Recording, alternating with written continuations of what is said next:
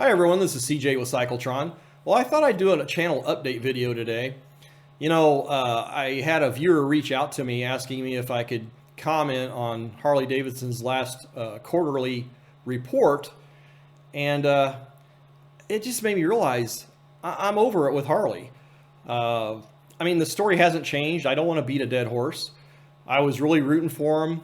I'm a business person. It seemed pretty obvious some of the things they needed to be doing. But, their profits down 24%. Their stock price continues to decline throughout the year. The dealers are still jerks in most cases. And even though inventory's stacking up big time in their dealerships, they're still playing the games, according to your comments, of trying to charge well over MSRP, trying to get you to fill out a credit app practically before you've even made it through the front doors of the building.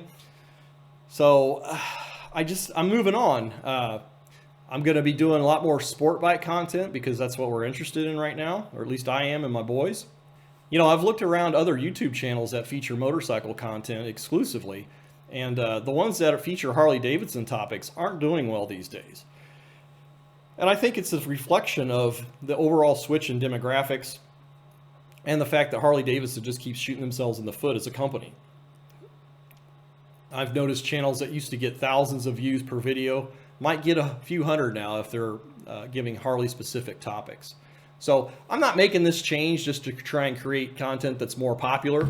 I could have blown this channel up a lot bigger if I wanted to, if I featured exclusively Harley content, although I'm glad I didn't because I think that would come back to bite me.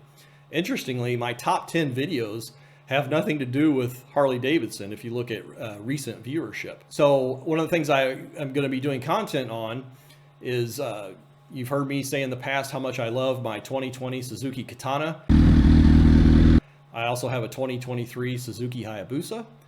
My two youngest boys each bought a 2024 limited production Suzuki Katana. So that bike looks fantastic, or their bikes look fantastic.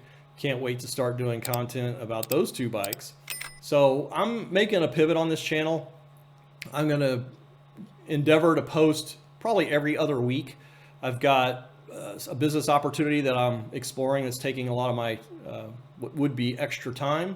So I'm focusing on that. But again, I'm doing motorcycle stuff for fun.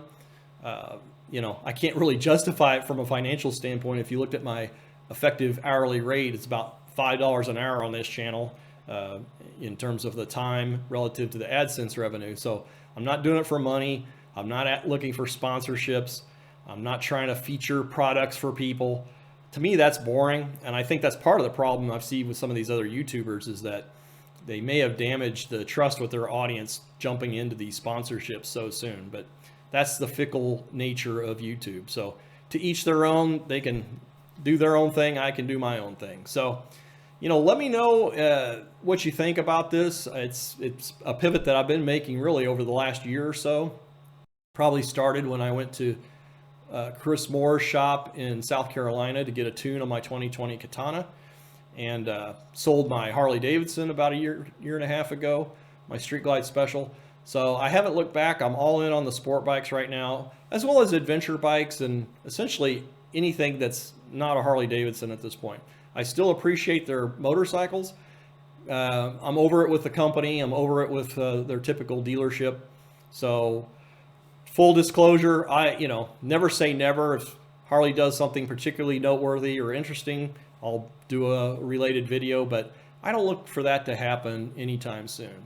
So let me know what you think. Thanks for checking out the channel, and please stay tuned for future videos.